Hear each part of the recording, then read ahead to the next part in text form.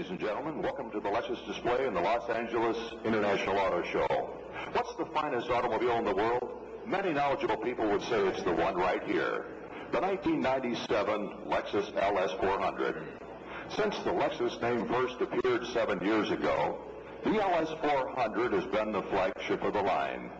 It takes the lead in demonstrating the quality and excellence that the Lexus name stands for.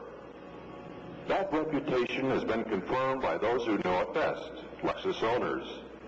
Their responses to consumer research surveys has led J.D. Powers and Associates to name Lexus the #1 car line or model 39 times since 1990.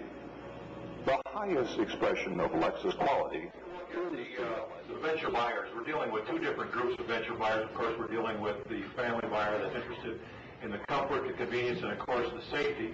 Then there's the empty nesters that John touched on a few minutes ago, and well, they're interested in maybe taking their grandkids out to the lake or the mountains for the weekend, or maybe family and friends out to dinner and a movie on Saturday night. Now, the General Motors engineers have designed this vehicle with structural integrity in mind. It has the same ladder box type of frame as the CK pickup truck series, which has been a proven tough series over the years, and I'm sure you'll concur with that. Now, it also has the same front end as the Grand Prix, which gives it its car-like ride and handling. Now, if you aren't already, and I'll venture a guess that you probably are, we highly recommend that you take your customers out for test drives, because once they come back to the dealership, they'll really know what the advantages of that particular vehicle are. Then we'll take the GMC across with that G80 locking differential to give you an idea just exactly how it works. Now, and I want you to notice, we'll get you up front and have you take a look at each one of the vehicles as they come across with the suspension. But first we'll take the board across. And okay, 100 RPMs. And that's going to lock that. Cha-ching. Now hold it right there if you would for a minute, Brent. It's a two-wheel drive right now, 2x, exactly right.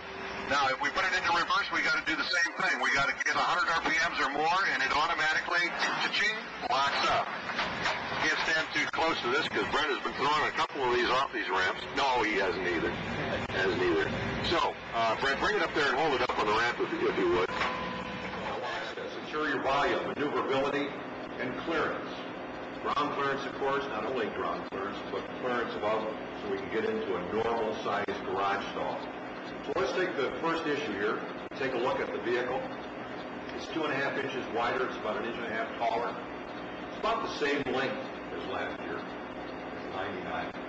But now we have an ascending roof line. It starts right here at the B-pillar and goes all the way to the back.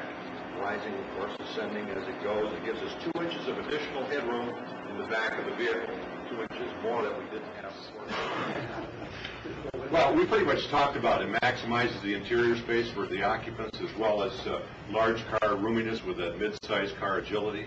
A lot easier for parking and getting around town. But this is where we start talking about the safety items. It minimizes the intrusions into the cabin.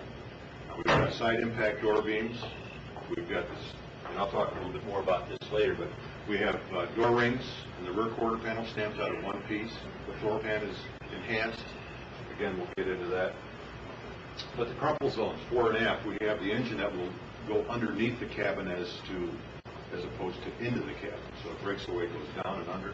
The trunk is designed to go away. Again, a crumple zone. So we'll get into a lot of safety issues. It's a very safe car. Now the next one would be best-in-class seat comfort. If we take time over distance equals power. It's the guy that travels the same distance in a shorter amount of time has more power. Now let's take that engine. Either one of them, they both have 1,000 pound-feet of torque. So how much can this engine haul? Really can't haul anything, can it, by itself? What does it need? Power training. Exactly right. We'll give it a training. You have a drive shaft, a rear end, an axle, and you've got 2 rear tires. So now you've got an engine with 1,000 pound-feet of torque.